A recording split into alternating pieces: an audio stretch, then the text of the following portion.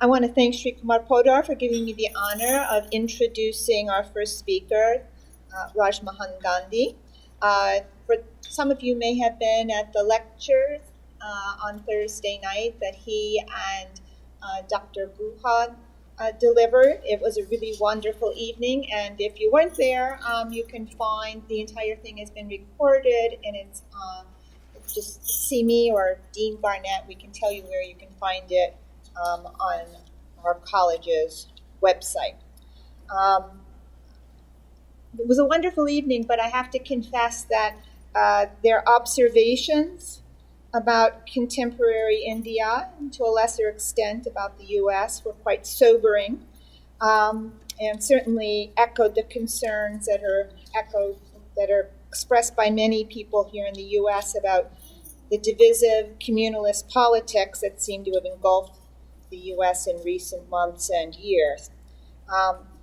This is going to sound very strange. The evening actually reminded me about a colonialist novel, A Passage to India by E.M. Forster. The ending of the book, for those of you who know the novel, the main Indian character who's been persecuted by the British, and one of its other British characters at the end of the novel finds that it's impossible for them to be friends. And in Forster's words, he said the horses didn't want it, they swerved apart. The earth didn't want it. The temples, the tank, the jail, the palace, the birds, the carrion, the guest house, they didn't want it. They said in their 100 voices, no, not yet. And the sky said, no, not there. Now, I'm not going to get into the egregious legacy of British colonialism or American and other imperialisms that might make amity and cooperation challenging in our world, although I will say that what was remarkable for me studying the Indian nationalist movement was the way in which they were able to actually develop such friendship with their recent colonizers. What strikes me even more, however, is that within our own countries, among fellow citizens, and in the U.S. case, would-be citizens, we seem to be engulfed by a politics of division.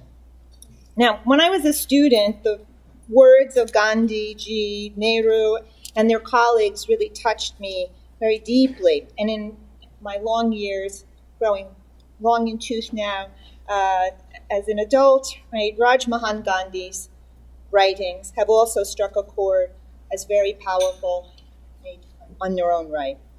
I'm sure you're all familiar with Professor Gandhi's remarkable record as a journalist, a public intellectual, an activist, a politician, and from his trailblazing editorship at Himat, his current commentary and contemporary affairs, and his many, many books, his work at Asia Plateau on reconciliation.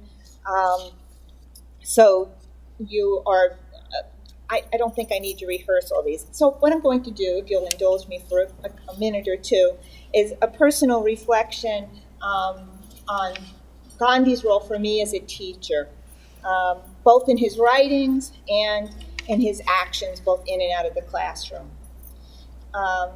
I think that his work on India's nationalist movement and its leaders has never been more relevant for Americans, right? For Indians, of course, and for others across the globe. As he put it in a recent article, India's freedom movement sprang from a longing, a dream to restore the dignity of the vulnerable individual. The movement's leaders expressed a deep commitment to social justice, for the most disadvantaged and oppressed, to ending poverty and discrimination, to promoting equality before the law, and to encouraging service to the nation and humankind more broadly. Their words and nonviolent actions inspired not only Indians, but people around the world. We're all familiar, of course, with the legacy of their direct descendants in Martin Luther King, Nelson Mandela, and many others. Excuse me.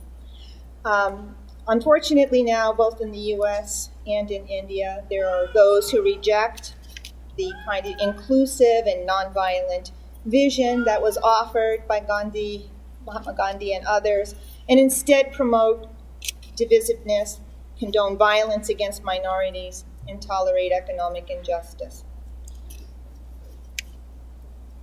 Last November, after the elections, I was a bit despondent. Some of you may not have been, but I was.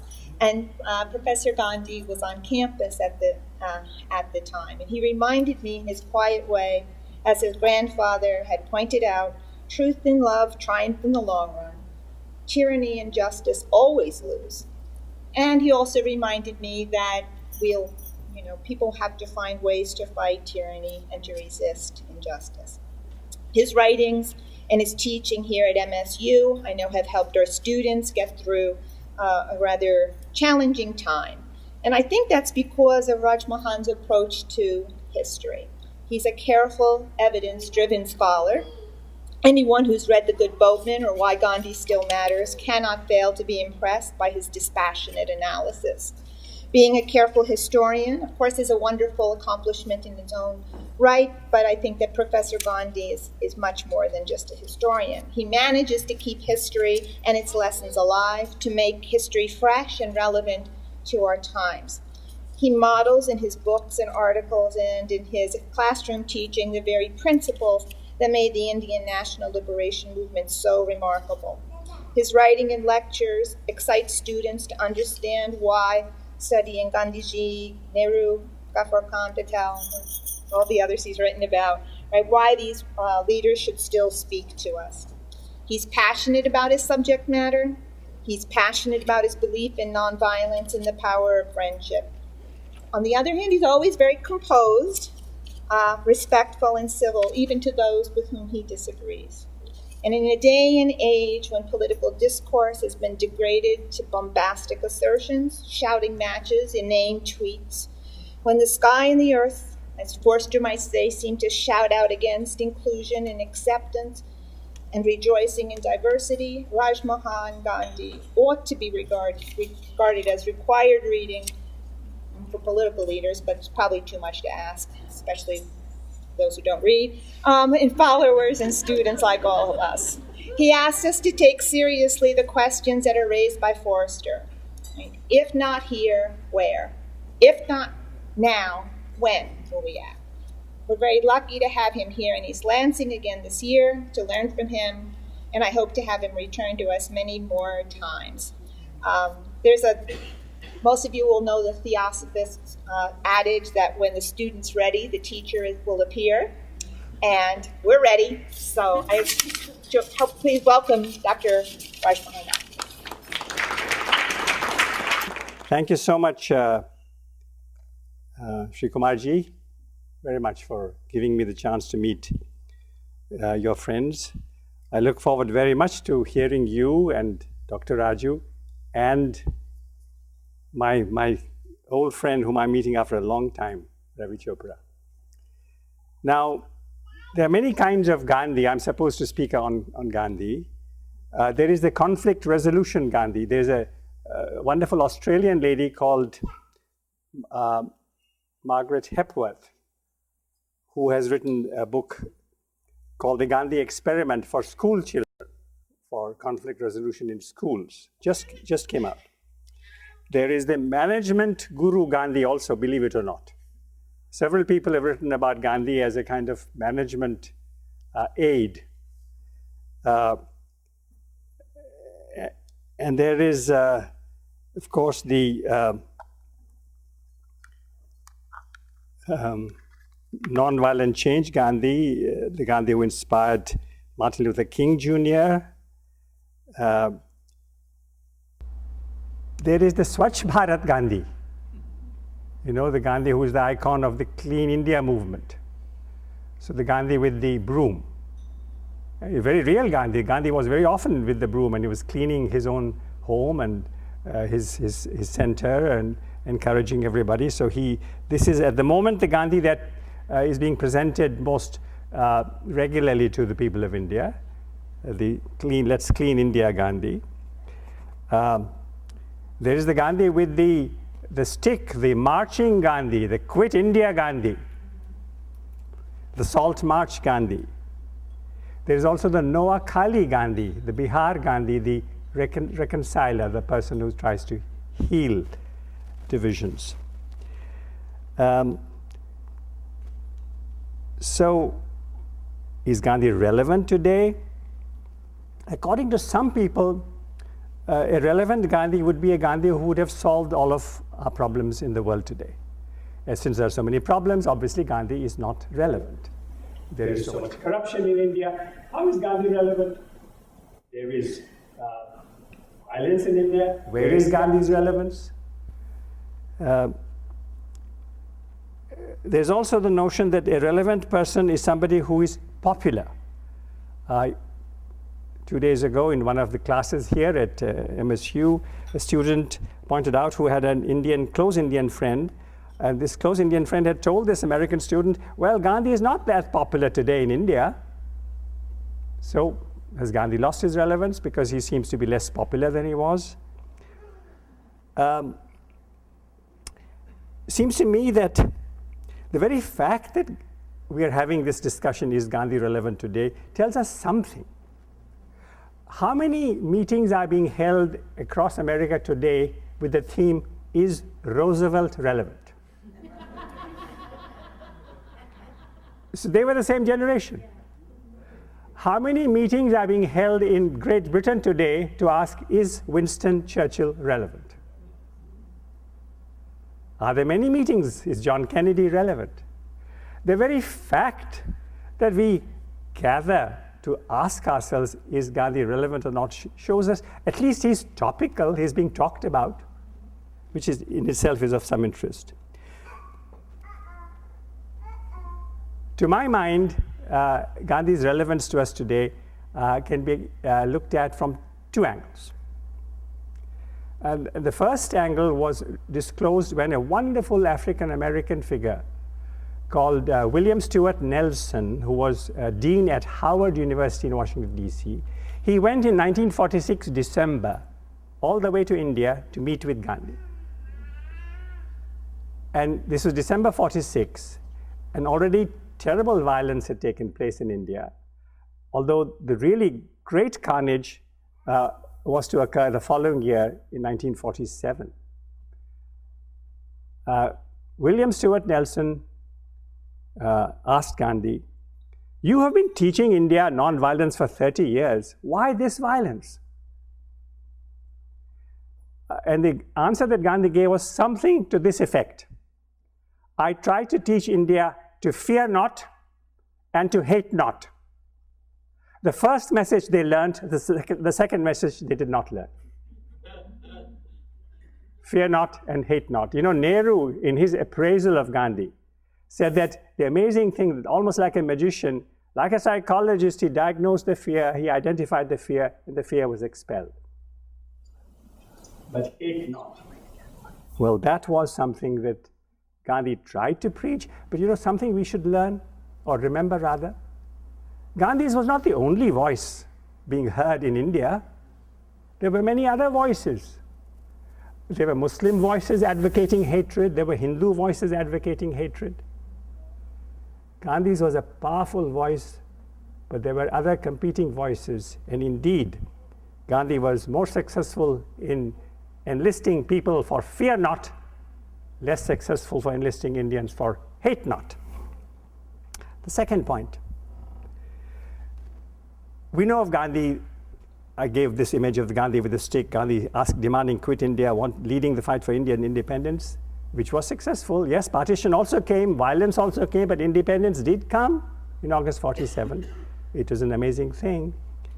But also, Gandhi was fighting for individual freedom. He didn't just want India to be free, he wanted Indians to be free, to think that they wanted to think, to express themselves. It was wonderful to hear that prayer, both in words and then through the instrument. It was wonderful, that prayer with so many names of the Almighty. You know, when William Stewart Nelson was in Noakhali in East Bengal, which was a Muslim majority area, where Gandhi was trying to bring reconciliation and amity after terrible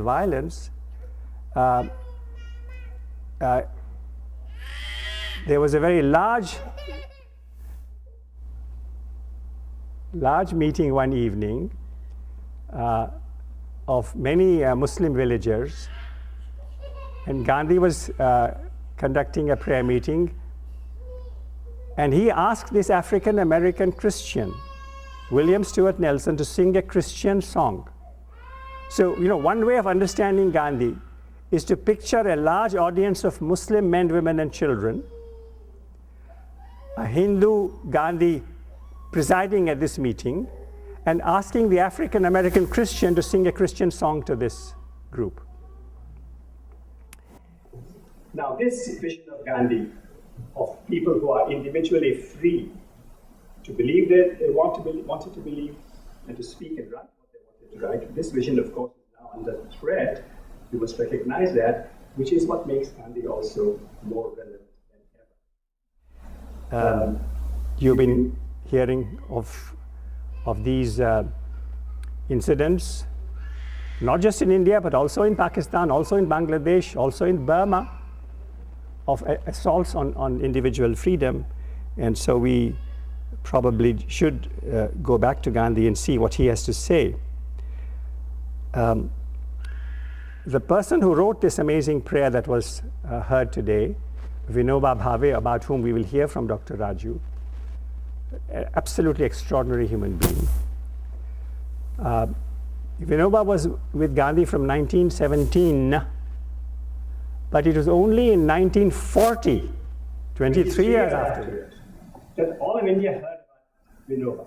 Because Gandhi asked Vinoba to be the very first person in a remarkable campaign called Individual Civil Disobedience, in the course of which several thousand Indians, with complete discipline and complete peace, invited imprisonment by very courteously defying a particular law. This was called Individual Civil Disobedience Movement. When Vinoba was arrested, as he defied the law, and Gandhi wanted to publish the news of Vinoba's arrest in his journal, Harijan, the British said that no, the news of Vinoba Bhave's arrest could not be published. He was told, no news of arrest can be published. So what did Gandhi do at that point? He suspended the publication of the newspaper. And he made a statement saying that from now on, every Indian shall become a walking newspaper. Every Indian shall become a walking newspaper. And he gave very clear guidelines of what the journalist in the walking newspaper should be like, how she or he should write and report. It had to be truthful news, obtained with evidence, conveyed with restraint, but conveyed absolutely fearlessly. And he said, if you pass this around person by person, all of India will know of it, and you will not need printed newspapers. He was talking about social media in 1940.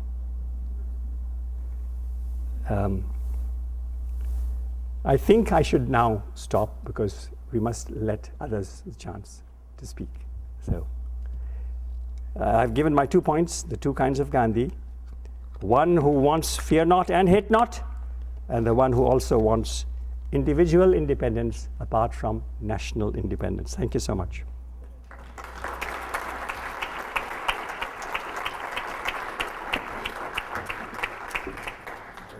Hi, my name is Eric Eder, and I'm a long-term student of Dr. Raju. I've been asked to introduce him. Dr. Raju was born in a small village near Bangalore, India, now the Silicon Valley of India. He earned a master's in economics in Keynesian economics, the economics which brought America and other countries out of the Great Depression. Keynes taught that capital tends to accumulate towards the wealthy in capitalist societies, eventually leading to a crisis in economic demand because most people can no longer afford to buy things. Keynes' main solution was to distribute the money back to the poor, often through work programs, to recreate economic demand. Dr. Raju then came to MSU for PhD studies on how to improve Indian agriculture through change strategies known as diffusion. Dr. Raju studied with the founder of diffusion theory, Everett Rogers, here at Michigan State. Dr. Raju has since led a number of development projects in India and elsewhere through the International Service Society. Dr. Raju is a teacher of Vedanta, the Hindu philosophy of oneness, which he freely teaches to anyone. Dr. Raju's Indian Vedanta guru, Shankara Linga Bhagavan, was also a Gandhian. Let me tell you 4 short parts about him. During the independence struggle, the British began rounding up the Indian freedom advocates to imprison them. Instead of fleeing the British, his guru accepted his fate and was arrested. While in prison, his guru taught Vedanta and sung holy songs. The guards trusted him so much they let him walk freely. The British offered him early freedom, but he refused to leave the prison until India was completely independent. When India won its independence, the government offered his guru a pension because he was an Indian freedom fighter advocate. Shankara Linga Bhagavan declined the pension and asked that the money be used to help all Indians, especially the poor. So, since the 1960s, Dr. Raju, like his guru, has worked to promote Vedanta and Gandhian development and values globally with humility, integrity, and intelligence. So I now introduce to you Dr. Raju. Friends, I would like to thank Eric for the kind introduction he made, and he accepted to do that with a very short notice. I'm grateful to him. Also, I thank Vaishnava Center, Shrikumar, Poddar, and Mayurika for giving me this opportunity to speak on Vinoba Bhave.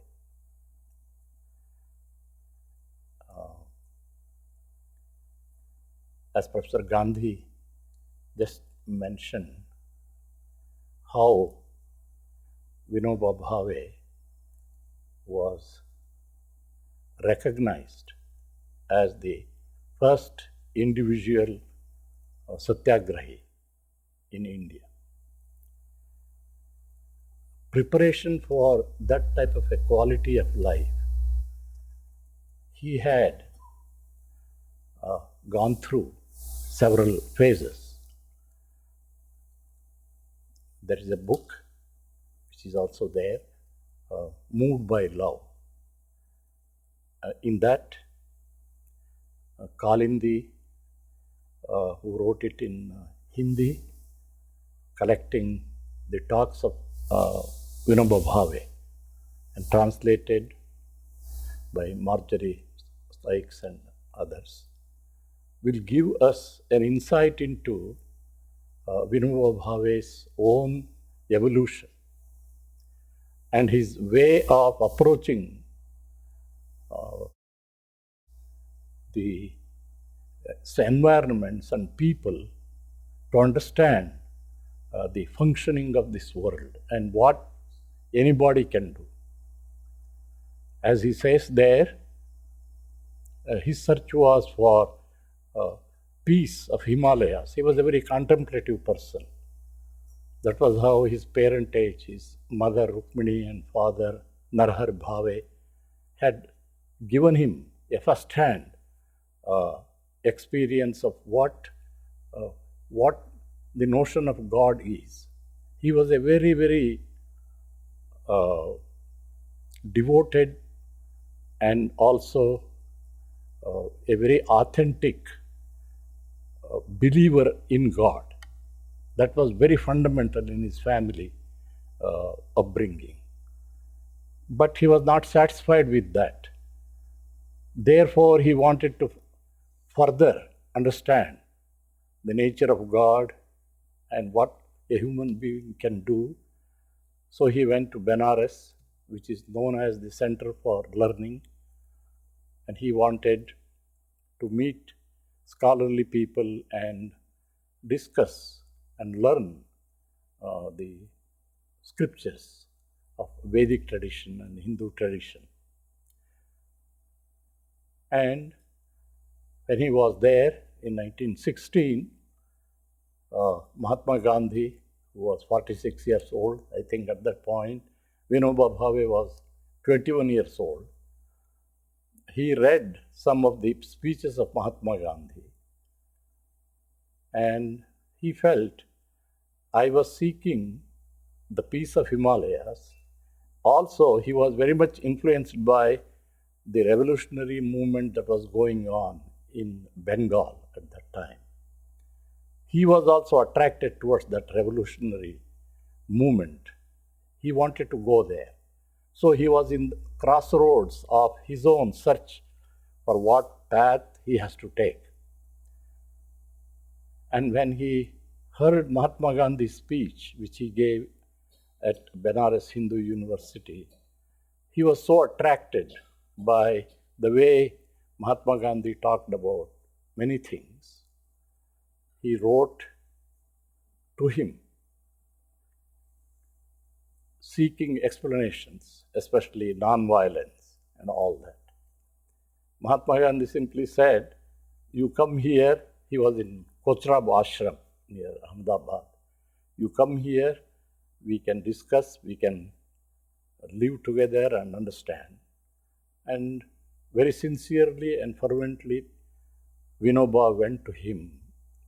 And he says, I found in Mahatma Gandhi the peace of Himalayas and also the revolutionary spirit of Bengal. This is how his search made him to go to Mahatma Gandhi. And for the next several years, 3 decades or so, he spent with Mahatma Gandhi. And as he says himself, I was a rock and I received from Mahatma Gandhi a shape. He sculpted me. So this is how he owes to Mahatma Gandhi his style of life and his mission and his message and what a human being can do. It is about 3 decades plus now, 35 years that he passed away in 1982. And his birthday was very recently, September 11th. It is about 122 years. So his life of 82 years, he spent half of his lifetime in his family, with his parents, and certain educational atmosphere in one of the great universities, Baroda city, Baroda also. And then the rest of his time was with Mahatma Gandhi.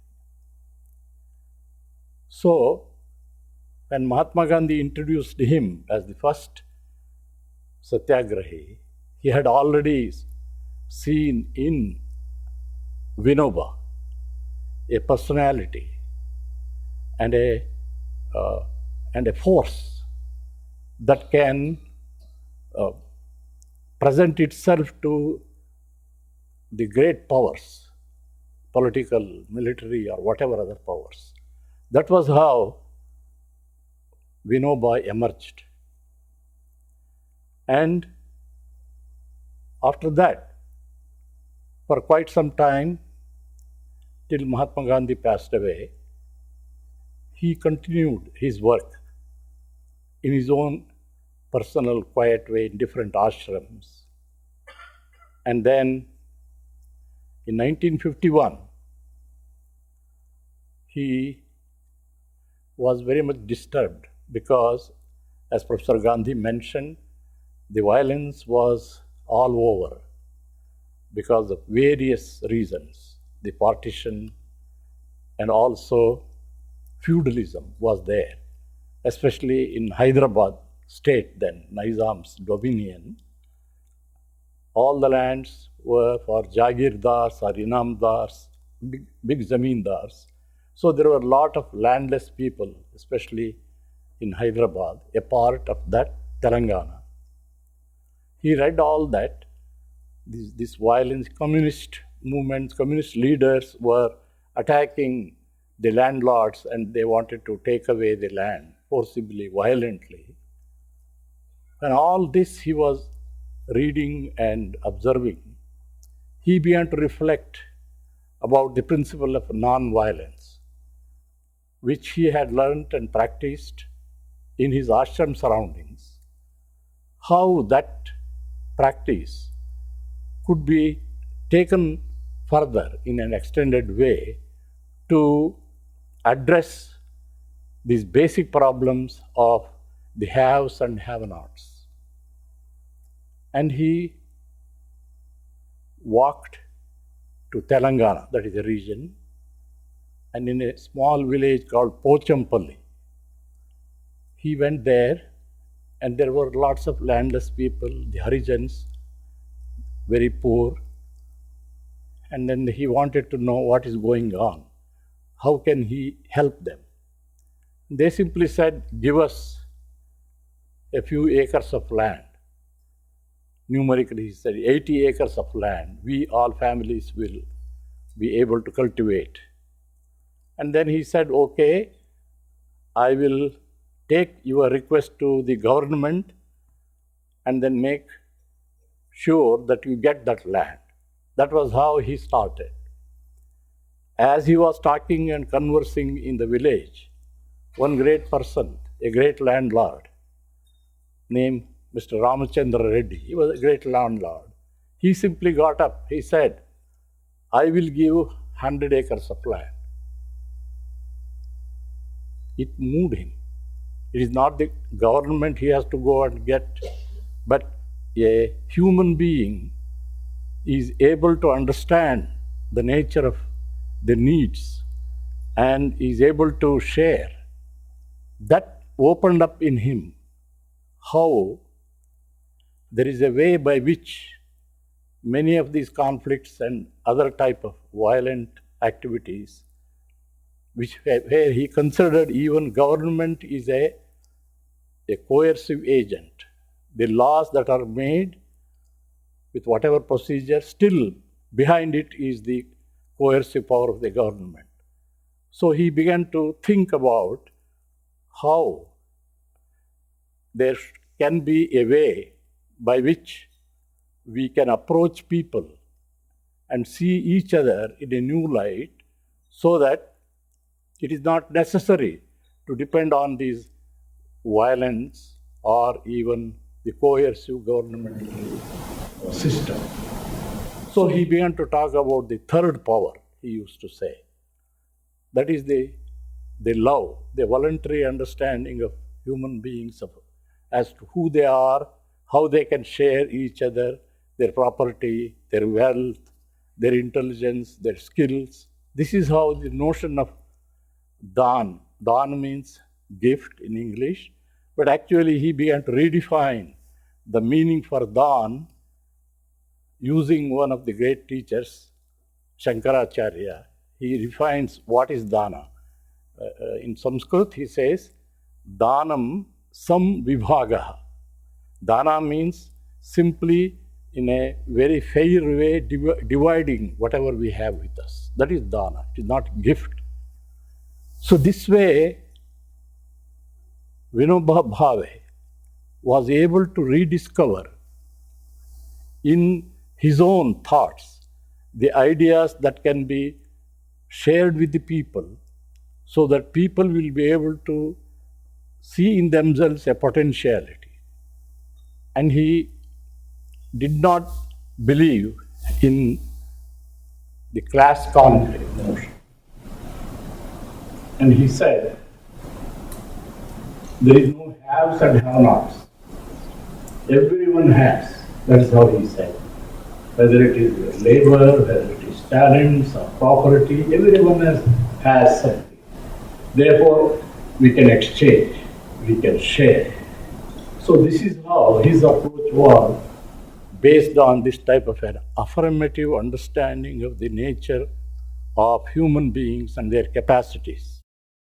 So his vision was to strengthen this capability of every person becoming a source for a wealth. Nobody is deprived of anything. This way he wanted to build a society. He writes, I would like to bring about triple revolution, he says. One is change of heart, another one is change of our habits of life, how we conduct, how we behave.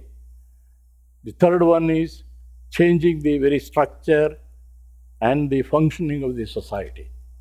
This is how he felt the revolution can be brought about in the most non-violent way. And when he felt in 2 or 3 occasions the response that came from the people, he felt what he is saying is not something, his words. It is all, he was a believer in God, it is all God's words, God's grace. So he discovered in each one the presence of the deep spirit of holiness. He said, every being is essentially a potentially spiritual being. Only we have to spend a lot of time to see those very great qualities and invoke in them and work and wait till they will be able to express those best qualities. So this was how he worked with his workers, great volunteers, and traveled across India for about 19 to 20 years. Many times, most of the time he walked. Afterwards, in the later years, he used car travel and all that. But he spent about 20 years traveling across India, making his appeal for people to prepare themselves to build what he called Sarvodaya. That means progress for all. And he says, all that I am doing and saying, I have derived inspiration from Mahatma Gandhi. In that sense, he became an extension agent of what Mahatma Gandhi was teaching in the ashrams and what he was doing in his public life. He began to apply in the domain of social and economic, taking land as an important issue. And he said, Bhudan it is called, land gift. He says, it is not that I am only focusing on land. My approach is using this as a means by which people think differently in a revolutionary way. So this was how he got inspiration from people, and he inspired in turn the people. This mutual type of interaction went on for 19 to 20 years. And at the end of it, he had already influenced many people. And one of the great persons of whom Mr. Srikumar Poddar will be talking a little later after me, Sri Jayaprakash Narayan. He was one of the most people's man. And he was able to see in the message and the work of Mahatma Gandhi a third way by which we can free ourselves from the communism, the capitalism, and other types of ideas, socialist ideas. Trusteeship was one of the important concepts of Mahatma Gandhi, and Vinoba Bhave emphasized the trusteeship concept. So, the land gift movement is a trusteeship movement. He experimented in different ways in his own personal life to prepare himself for these things. He lived what he called without money, Kanchana Mukti he called. And he had what is called farming without using any animal or any other type of mechanical power, using his own bodily labor to plow, to dig. So he called Rishi Keti. And then he also talked about what he called Sarvodaya Patra, meaning every child in the home should have an opportunity to understand that a child can contribute the habit of sharing. So many of these kinds of things innovatively he presented to people, and people understood him. He always talked to the people using the idioms and also the vocabulary of the religious area. He studied great scriptures of major religions, and then he brought about a sense of harmony.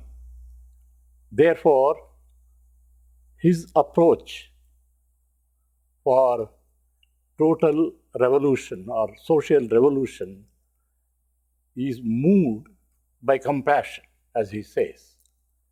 Sometimes he says, I was inspired by Buddha. Buddha had an idea of what was called then Dharma Chakra Parivartana. That means I am moving the wheels of Dharma or law. Similarly, Vinoba says, I am now bearing that burden and that yoke, and I am presenting this new idea so that societies, not necessarily a nation or any other time, he came up with the slogan of Jai Jagat. Jagat means world. Many times, nationalist feelings are there. Each country has its own name. So always they say victory to India, victory to a particular country. No, he said, no, we have to go beyond this nationalist feelings. We should accept the whole world and work for the harmony of human being. So he was essentially a humanist, but yet he was inspired by that great faith in God. The notion of God is not someone sitting somewhere ordering, but in each being, in each human being, in the heart of every being, there is the presence of that spirit. We have to recognize and relate to that. So this was how he not only wrote on all these things in his own commentaries as well as independent texts, but he lived like that. Therefore, whenever he spoke, people felt that authenticity. There is no questions asked, simply to listen and to see, but this is how we have to do. So that type of a conviction he carried, his speeches are of that type. And he lived for 82 years. And in the final days, he adopted deep silence. He said, I have done my work, but this work will go on. People will carry on this work. I do not want to be there to direct or to give guidance. So he was a great optimist. And his ideas of that hope and that faith is still there. So Mahatma Gandhi and Vinoba Bhave have shown us we can do certain things, however much difficult it may be. But that is the call and also the way in which human beings can develop their vision and conduct their life and contribute for the welfare and greatness of all. So this is my way to tell how he was moved. He was moved not only by his own understanding, but when people responded, that became a source for him to go further. So there was a snowball effect, and he created and details what is happening now. He established 6 ashrams in order to present this message to the whole of India. He went to East Pakistan then also. So I will stop here, and then I would like to introduce Mr. Shrikumar Poddar, who will further take how this message in the work of Sri Jayaprakash Narayan contributed for the further development of the people's power and also maintaining the democratic values in India and other places. Thank you. Thank you, Dr. Raju, for an excellent presentation on Acharya Vinoba Bhave. I'm going to describe the work of Jayaprakash Narayan, his concept and his experiment of implementing the movement for total revolution in India.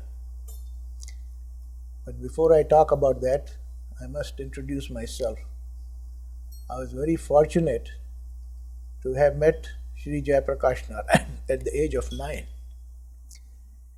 He was a friend of my mama, maternal uncle, and used to come to my Nana's house for dinner with his wife Prabhavati. While that meeting left a lasting impression on me, but I didn't understand much of his philosophy and his work until India became very close to having a dictatorship by Nehru's daughter, Indira Gandhi. And just a month or a year prior to that, we had a terrible famine in parts of India, and my friends in the United States urged me to go establish contact with JP. By that time, JP had taken the leadership of the students in Bihar who were fighting the corruption of Chief Minister Ghaffur. JP made one condition: I'll be happy to lead you, provided you give me your absolute commitment to nonviolence. And it's a lesson people of the world can derive that a very short period of time, less than 2 years, despite invocation of a fascist order on India by Mrs. Gandhi, declared as emergency rule in 1975, June 26th, actually 25th night, all top leaders were arrested. Now, Jayaprakash Narayan was put in jail, and he confirms that his kidneys were damaged in the prison on the express order of Mrs. Gandhi. And as his situation deteriorated, Mrs. Gandhi brought him to All India Medical Institute in Delhi, and when the doctors confirmed that he's not going to live very long, she decided to make his funeral arrangements in Patna and release him from jail. He was treated in Jaslok Hospital by famous nephrologist Dr. Mani, who put him on dialysis 3 times a week, every other day. And it's very tiring and fatiguing. And JP underwent this, and Mrs. Gandhi foolishly announced elections, thinking that for 2 years nearly, she was on the front page of every newspaper. There was no adverse comments in the major media about her dictatorial rule. So she thought that she will win. Her intelligence people knew that she was not very popular, that she was going to lose. But they did not dare to send a message that was not going to be to her liking. So once she declared the elections, she did not get a single seat in anywhere in northern India.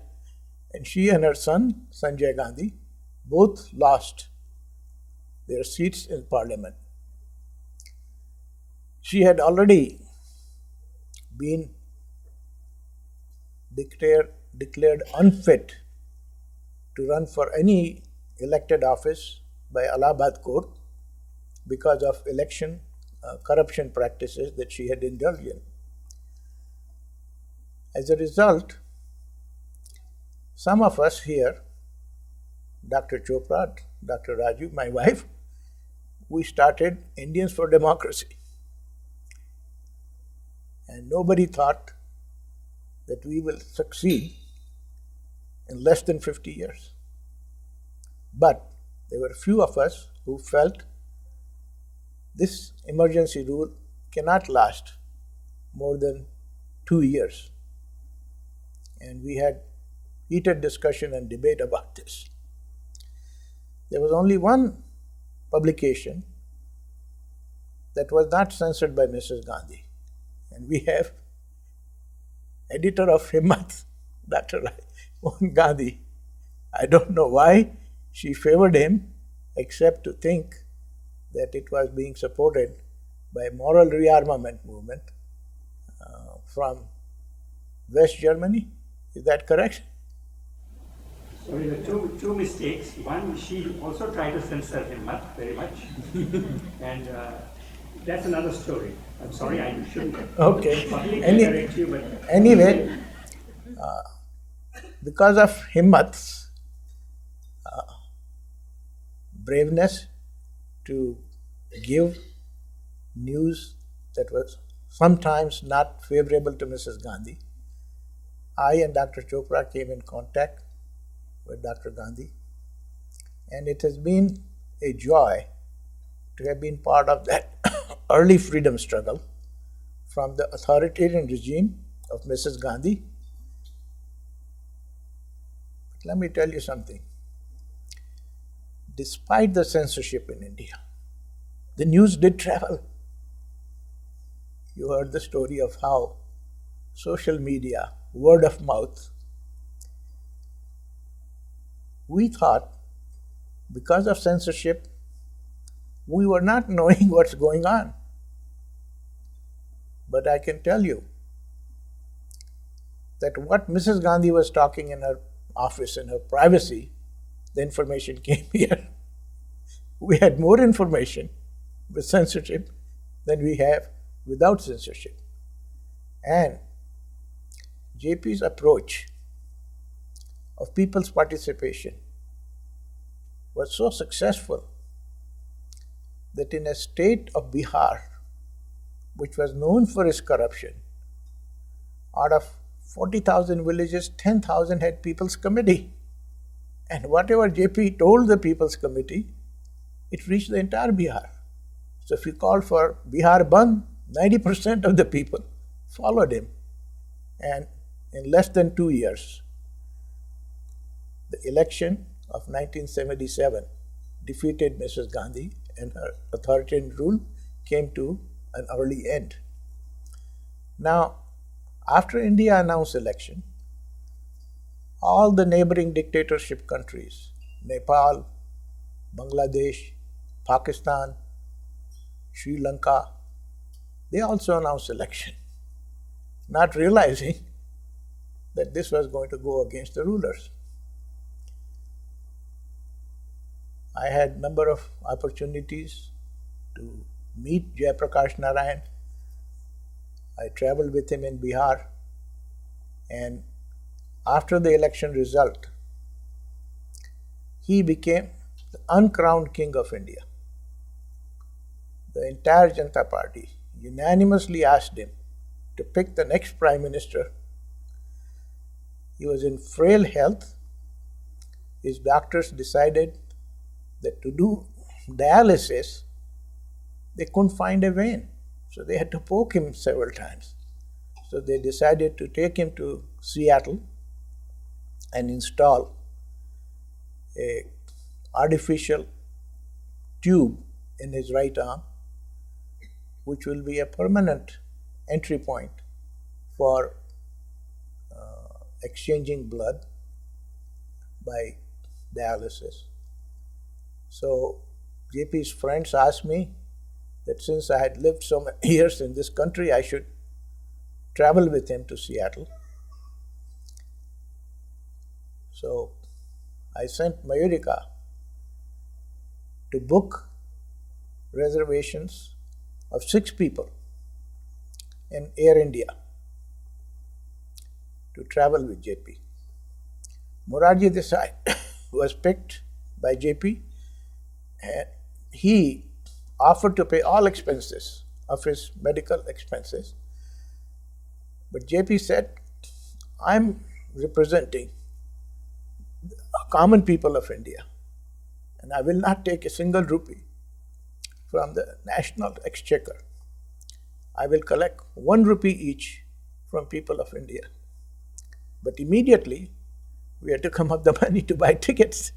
So, Air India wanted to charge us full fare, when excursion fare was less than half, and the person who went to buy the tickets was told by Air India, I'm sorry, we can't give you excursion fare.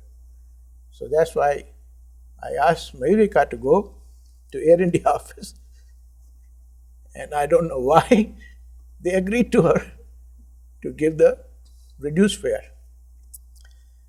Morarji Desai told Air India that when JP is traveling in first class, there will be no other passengers.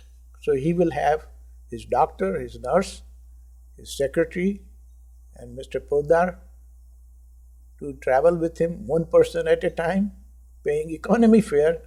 I was allowed to sit in first class. I spent a few days at Seattle, and I asked JP, what's your wish I should do?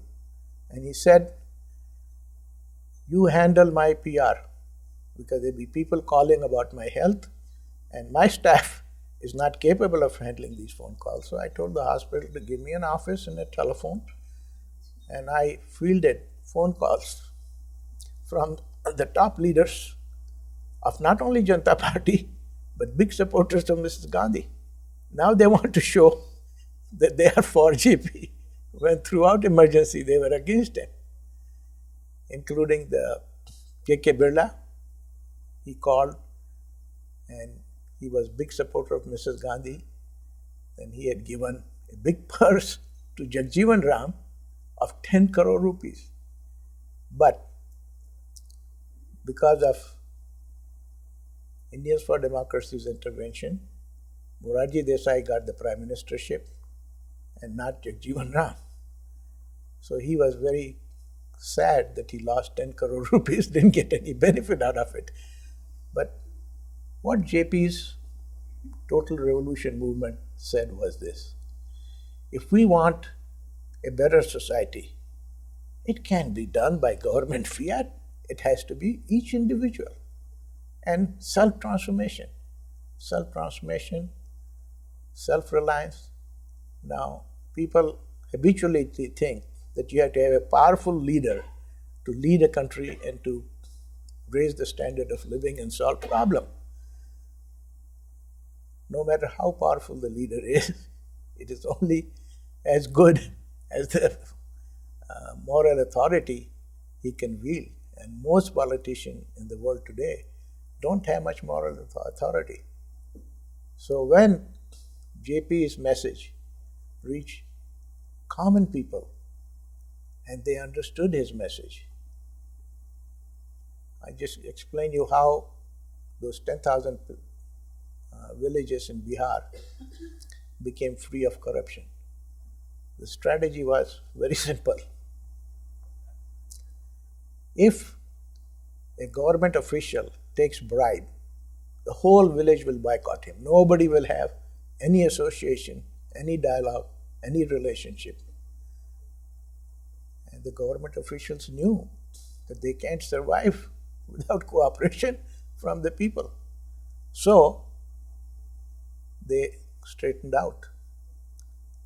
I tell you one case, again from the state of Bihar, that one policeman took 3,000 rupee bribe from a poor farmer. You are going or you are telling me to stop?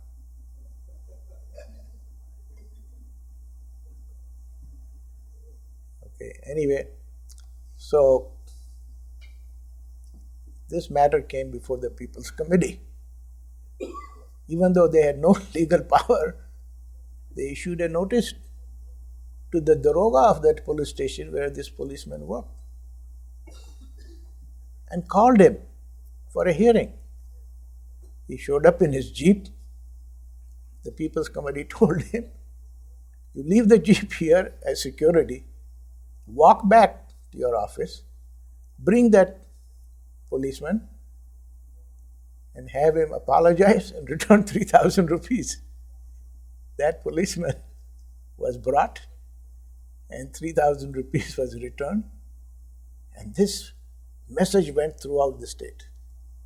So there are ways of bringing about desirable results, and what could not be accomplished in years and years,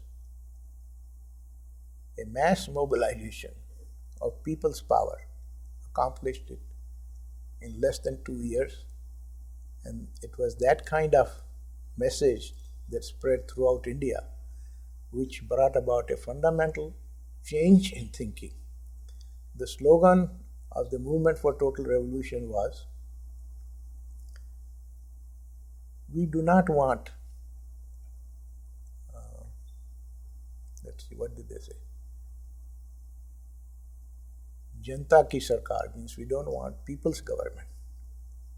People are the government. Janta hi sarkar hai. And that's a very important and powerful message.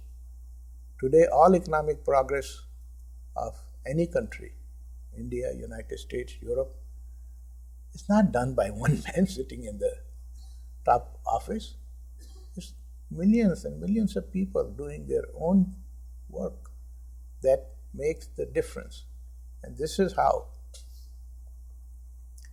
the Movement for Total Revolution's ideas spread throughout India, and they can be adopted by people of the whole world. I am going to stop here and introduce briefly Dr. Ravi Chopra. He and I met only in 1973 or 74, or maybe 72, I don't remember the exact year.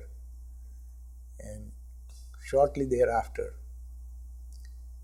we started a newsletter fortnightly called Indian Opinion, named after Gandhi's newsletter in South Africa. And Ravi was the editor, I was the publisher. And all the censored news we published and mailed thousands of copies to India. So, Mrs. Gandhi selected 2 people to be assassinated after the election if she won. Unfortunately, Ravi's name was not one of the 2. Dr. Rajni Kothari and I were the 2 people who were chosen for that honor. But if she had won the election, I won't be here. So he and I go back a long time, and he was going out with an American girl in Hoboken, New Jersey. So I told him that if you want to work in the villages of India, break up with her, because she's not going to follow you to India and live in a village. He said, I'll make a condition to her. You want to marry me? You have to be willing to live in Indian village. And she did agree to that condition. And they got married. An American girl marrying a penniless Indian revolutionary. They hardly earned a few thousand rupees, and I don't know how they managed to raise 2 kids. But then Ravi Chopra, 3. Yeah, Ravi Chopra founded People's Science Institute, and they do remarkable work. And Vaishnava Center is grateful to People's Science Institute for supporting our humanitarian work of helping the survivors of tragedies. We've done many remarkable things with his cooperation, and now with the floods in Bihar and Assam, he has agreed to help us spend some money that will come from our friends in the United States and India as well. And he will monitor and he will spend that money very wisely. He has a very good track record and is very happy that his daughter Kathleen, who just got married 8 days back to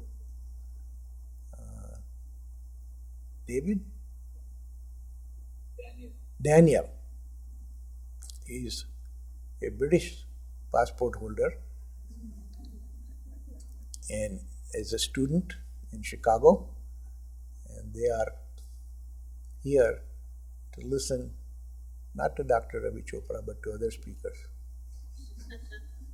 And it is very great pleasure that in 2007, when we gave Dr. Ravi Chopra Lifetime Achievement Award, Kathleen came unannounced to Ravi, and so did Ravi's sister and brother-in-law. So I had to keep them separated in different rooms, and he was wondering why I'm doing all this, but he didn't know who were the other people in the room. So finally, when lunchtime came, the problem was how are we going to keep Ravi's seeing his family members. I can't understand your signaling. So, his sister had her camera when I opened the door to the room, and Ravi saw his family members there and he was shocked. So, why did you all people come? We came to hear you. So, that's another story, and now we want to turn it over to Dr. Chopra for his presentation on the current situation and how this will lead to a new India of our dreams. Thank you.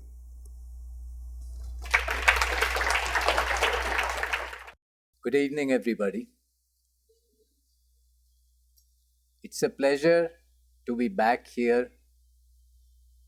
It's a room that I'm getting accustomed to.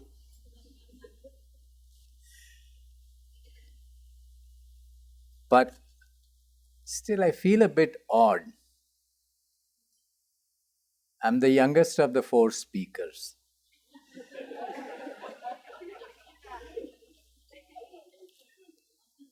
And so I hope that my elders will excuse any mistakes that I make, but please point them out.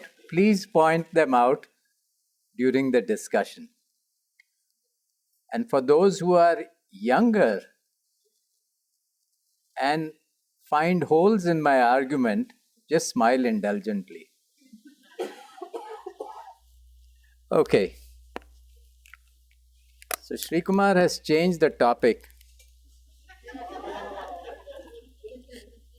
He gave me enough time though. And he wanted me to talk about the new hope emerging in India.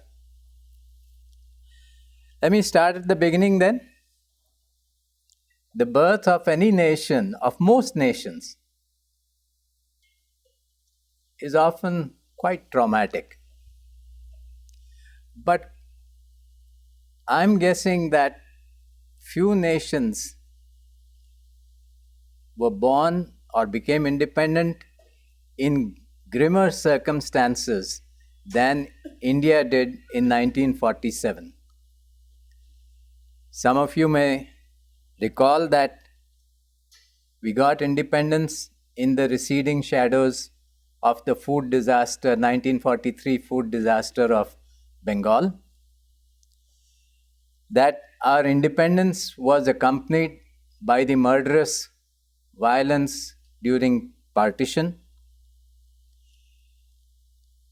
And India was engulfed in hunger, poverty, and misery. Perhaps the largest human migration of the time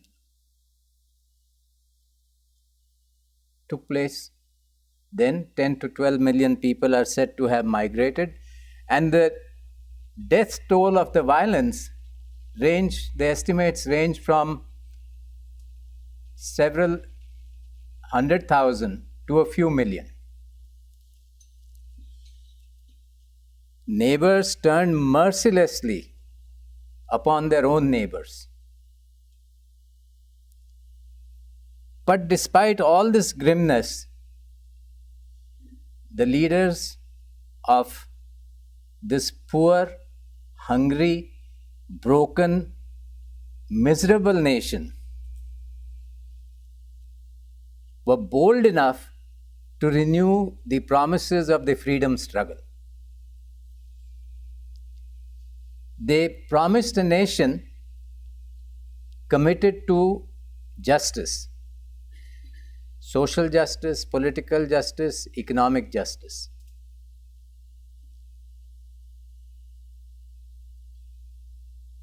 What were these promises?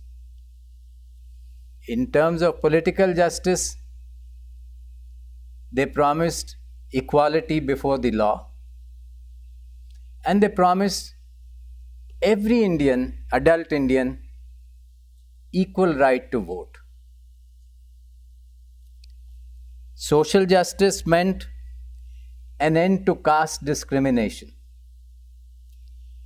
equal respect for all religions, and the upliftment of women. Economic justice was promised in the form of land to the tiller and the promotion of Indian capital as opposed to foreign capital.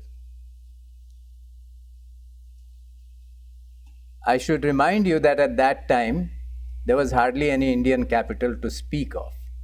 Most industry and big business was owned by the British. Now today, these promises don't appear very exciting. They appear quite mundane. They are taken for granted. But it wasn't so in 1947. In 1947, they were very bold promises. You can recall equality before the law. When did America get equality before the law for everybody? How many decades ago? About 5 decades ago? After the civil rights movement? Almost 2 centuries after independence? Equal right to vote. We know about the blacks in this country, but even women didn't get the equal right to vote right at the time of independence in most nations. So these were really remarkable promises. Many of these promises were greeted with tremendous skepticism around the world. Winston Churchill said in the House of Commons, and I'll quote him, "In handing over the government of India to these so-called political classes, we are handing over to men of straw, he didn't recognize the women, of whom in a few years no trace will remain. In fact, few knowledgeable people across the world thought that independent India would survive as one nation for very long. I'm sure Rajmahan remembers the newspapers of the 1950s.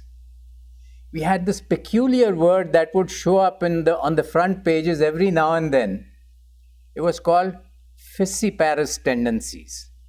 India has fissiparous tendencies, meaning it's a place that is going to split apart, a fissile explosion, because it's too diverse. There are too many different types of people over here. How can they all stay together? Some people said, equal right to vote? In an illiterate country? How are people going to read the candidates' names? The answer was very simply solved. We gave them symbols. All the candidates got symbols. People can recognize symbols and they can vote for the candidate of their choice. So in 1950, 3 years after independence, these promises were codified, embodied in the Indian Constitution, and legislative action to fulfill them followed soon afterwards. Where are we today? Well, there are lots of good things to report. We are still surviving as one nation, the same nation that was born in 1947. No part has split away. There have been periodic threats to our constitutional values. But despite these setbacks, we have survived as one united nation. We are still struggling to enhance social, political, and economic justice for all Indians. But the effort goes on. We are a functioning democracy, the largest in the world, huge population. We have and this is one of the best kept secrets. Some of my Indian friends here will be surprised. We have growing stabilization of our population. It keeps on increasing, but at a slower rate. We have self-sufficiency in food production. We are the world's 7th largest economy today, and towards the end of the next decade, we may be the 3rd largest economy. We have the highest number of graduating doctors and engineers in the world, a leading world medical, software and space power, the 3rd largest producer of electricity and also the consumer, the largest irrigated area in the world, the largest milk producer, and the list goes on and on. We have our problems too. We have the largest number of poor in the world. Almost over 40% of our population is still poor. We have the highest number of undernourished people in the world. My guess is that something like 16 to 17% of Indian people are undernourished. We are also, with all that electricity that we consume, we are the 3rd largest producer of greenhouse gases. We have the largest withdrawal of groundwater in the world, and groundwater in India is continuously decreasing.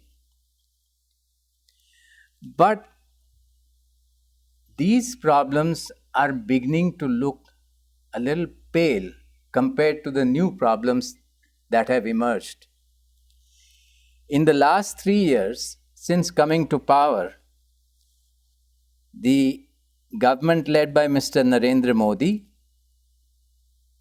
seems to be forgetting that India's greatest strength lies in recognizing its diversity, in living with its diversity, in managing that diversity. unfortunately, Mr. Modi's government is pushing the domination of Hindu religious forces. Religious intolerance is also breeding a wider intolerance against a wide variety of minorities, ethnic minorities, cultural minorities, lingual minorities, etc.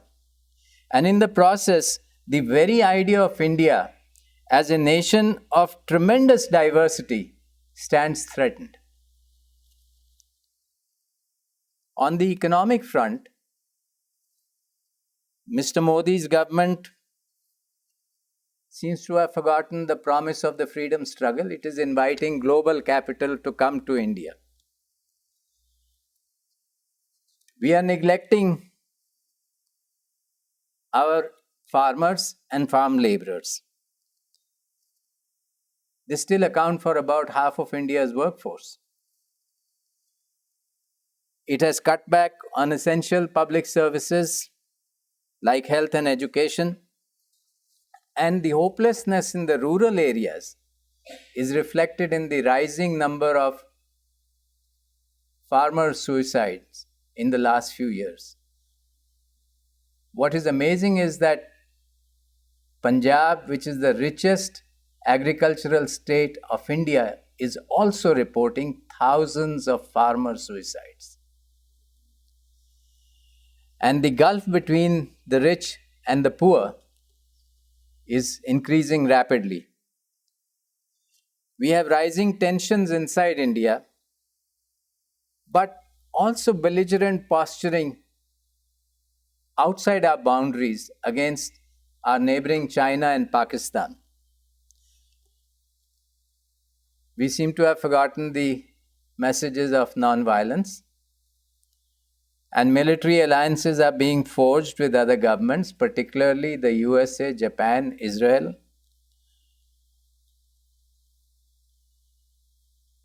Perhaps some of you are wondering, I think some of you are beginning to wonder, hey, this Mr. Modi begins to look like Mr. Trump.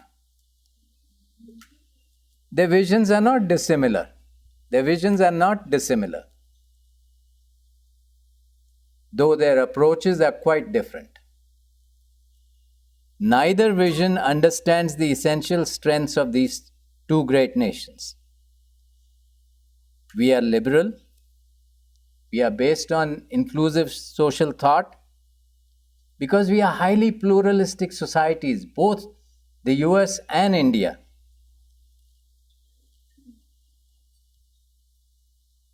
You have problems of Mr. Trump trying to shrink healthcare, public healthcare. We have the same problem.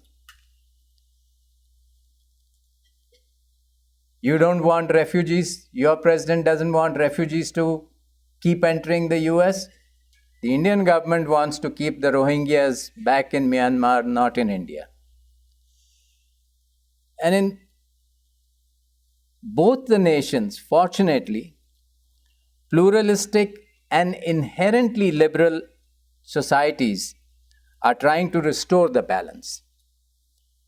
So today I want to talk a little bit about one new force that is trying to restore this balance. It's called Swaraj Abhiyan. Abhiyan means campaign. And it's a nationwide organization newly emerged to fulfill India's constitutional vision. I told you what Abhiyan means, I didn't tell you what Swaraj means. I think some of the previous speakers alluded to its meaning. Today, the word Swaraj is associated commonly with Mahatma Gandhi and is loosely translated as self-rule. But as Rajmahan tried to explain to us, it's not just self-rule. It begins with self-discipline, a commitment to self-realization and self-reliance. So it begins with the individual. Politically, it means self-government, where power rests with the people and is wielded by them. And economically, it means self-reliance that can put an end to hunger and deprivation. So Swaraj Abhiyan is a political movement. It was launched in 2015 by thousands of idealistic people across India, led by, I can't call him a young man, but let's call him a younger man, Prashant Bhushan, perhaps India's most admired and highly successful legal crusader, assisted by 3 academics, Dr. Yogendra Yadav, Dr. Anand Kumar, who has also been here, a product of a doctorate of the University of Chicago, and Dr. Ajit Jha, after they were collectively ousted from an earlier experiment called the Aam Aadmi Party. It is the true legacy of the Jan Lokpal movement, the largest anti-corruption movement in India in the recent decades. Now, in the past 2 years, this movement has initiated 4 major campaigns, and recognizing that almost all these problems that we are battling against are essentially political problems and have to be resolved in the political arena, it has also ventured or taken the effort to start a new political party called Swaraj India. Just a little bit about some of the campaigns that they have undertaken. I think the most visible campaign today in India is the farmers' movement, the Jai Kisan Andolan, the victory to the farmers movement. Farmers and farm laborers are the backbone of India's food security. But they have not been part of the rapid economic growth that has taken place in India in the last 2 decades. They have been left out. There's been a tremendous concentration of wealth, but the farmers and farm labor don't get to share that wealth. If you were to look at India's gross domestic product,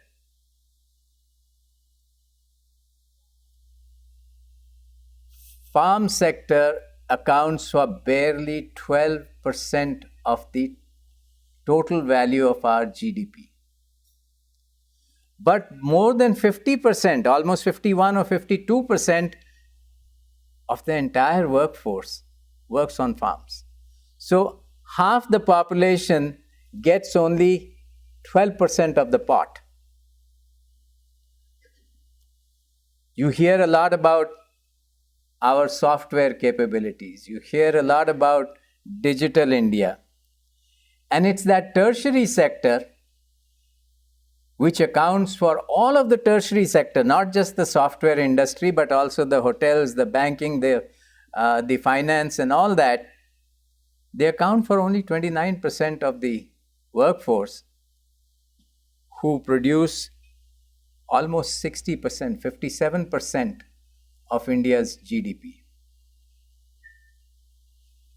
So you begin to understand why farmers are committing suicide.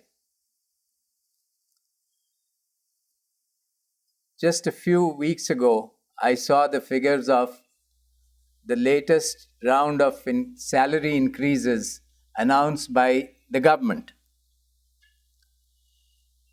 and by the private sector. The average salary increase this year in the private sector is going to be around 9.5% to 10%. An assistant professor, salary increase is going to be about 16%.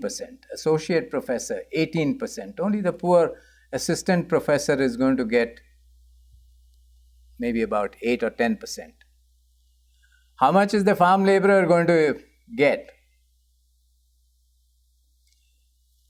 The figures are 0.6 to 2.4%.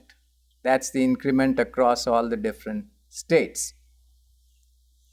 In state after state, I was shocked to see that the increase in the farm labor payment under government schemes will be 1 rupee per day. So, this was the first campaign that the Swaraj Abhiyan took up.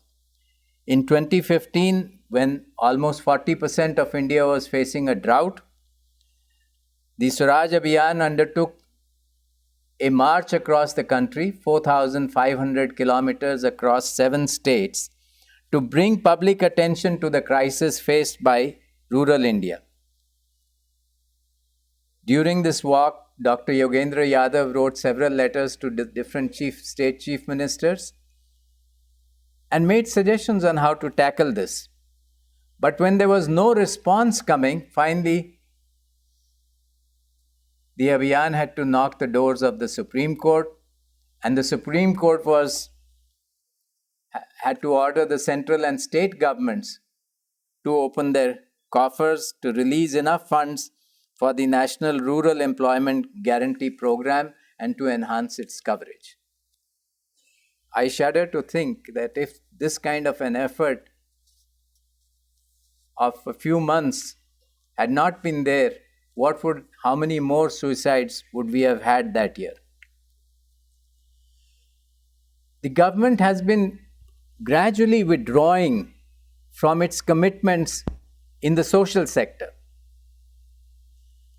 I remember once, soon after I had returned to India in the 1980s, I was traveling in the state of Orissa, and I had to go by bus from some place to the other. I got on the bus and I suddenly saw that there was a gaping hole. I could have put my foot over there and fallen through. I found a seat, had no back. I was lucky that I had a bench. It was raining heavily, but there was no window. This is 1980. So when I reached my destination, I asked my host, I said, "What kind of buses do you have here?" And he said, the state government is trying to get out of this responsibility of running the transport service and wants to hand it over to private companies. That was my first experience of privatization. But today, the government is withdrawing from its commitment to free primary education, from healthcare.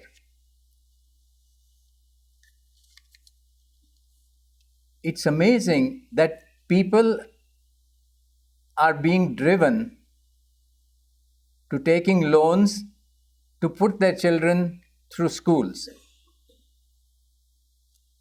Kathleen, when she was young, paid a fee of, you can correct me if I'm wrong, but I asked mom today, how much did we pay? She said probably around 1,400 per quarter. Okay? So how much does that become? About 475 or something per month. We are now paying for the education of 2 young kids who stay with us, and their annual fee is 39,000 rupees, 3,300 rupees per month. Same school. Okay? One of my colleagues suffered a brain hemorrhage. We had to rush him to the hospital. And you will be amazed that the state hospital, the biggest state hospital, immediately tells us, we don't have good facilities here, take him to such and such place. It's a private hospital. Finally, we ended up taking that gentleman to Delhi. We paid about 200,000 rupees for his treatment. There was not a single surgery involved. It was simply the diagnostic tests and the transportation to Delhi and back and the medicines that cost us 200,000 rupees. Where is a poor person going to get that kind of money? My friend was lucky that he had my wife. My wife is a great champion of justice. And she put everything into it. Any of you, if you ever read her blog, she's got a huge following on Facebook. So all she has to do is put the message on Facebook, and she gets the great response. One of her very young colleagues, a kid, not even 20, got knocked down by a car, speeding car. Treatment costs 500,000 rupees, could not save his life. Passed away in a month. Where do poor people come up with this kind of expensive medical care? Swaraj Abhiyan has therefore made this a major component of its work to push for greater commitment to public service, whether it is for health, whether it's for education, whether it is for transport, whether it is for the disabled, etc. We were born out of an anti-corruption movement, and it continues to be a major element of the work of Swaraj Abhiyan. Already it has exposed the scam in the corporate debt restructuring. Many of our large corporations have taken money from banks, misused it, can't pay it back, and so now the government wants to help them. When it comes to helping farmers, without whom people like me cannot survive, or Rajmahan can't survive, though he does a pretty good job, he's quite slim.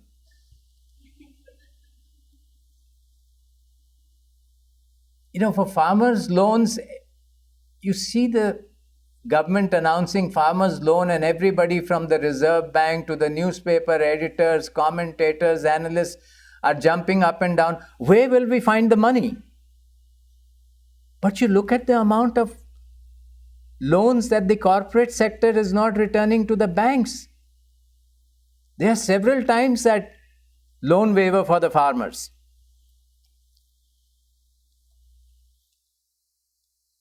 We have a lot of unrest because of religious divisions that the government seems to be pushing. The Swaraj Abhiyan is trying very hard to set up peace committees in different parts of the country so that riots, conflict, violence does not break out. But I think that the most courageous step that the Abhiyan has taken, that step was taken last year in October, with the founding of the Swaraj India Party.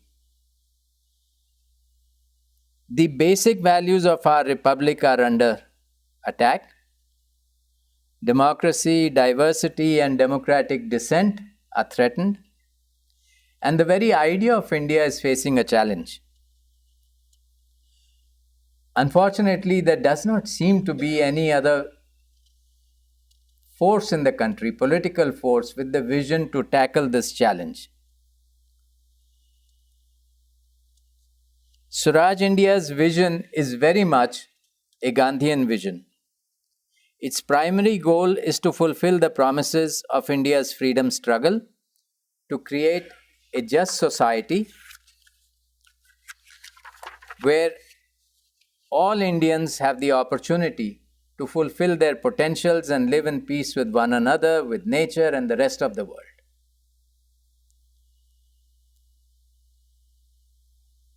I will not bore you any further with details about their program and their current projects, but I will say that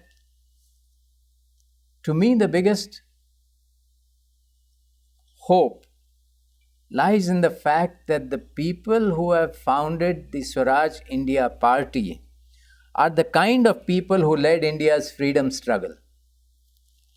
They are highly successful professionals and activist intellectuals committed to India's constitutional values. They have energized thousands of enthusiastic young people across the country who are also keen on sustaining these constitutional values. And therefore, I am very hopeful. Thank you.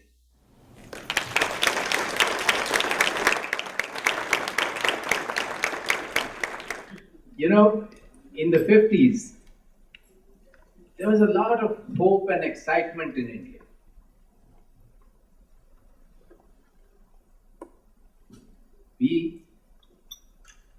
We had no doubt that we were going to overcome our problems,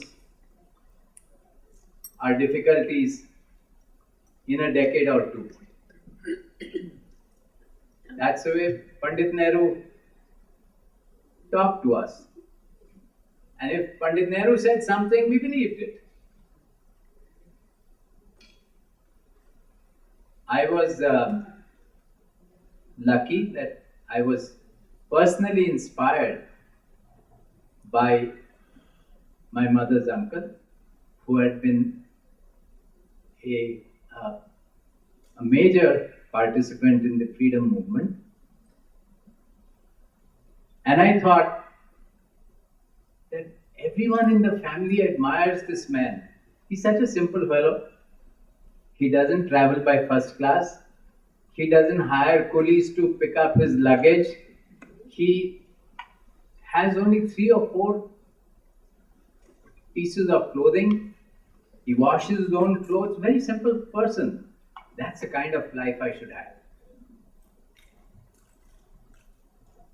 So that was an inspiration. And where did my second inspiration come from? I think it was sometime around January of 1961. Not very sure, but I think it was 61, not 62. A friend of mine came running to my house and said, "Ravi, come on, let's go." Where? Rajmahan Gandhi, grandson of Mahatma Gandhi, he's coming to speak at Chopra. It's a big beach in Bombay. We've got seats on the dais. Let's go. So we went. We didn't get seats on the dais, but we were there in the crowd, and I heard Rajmahan.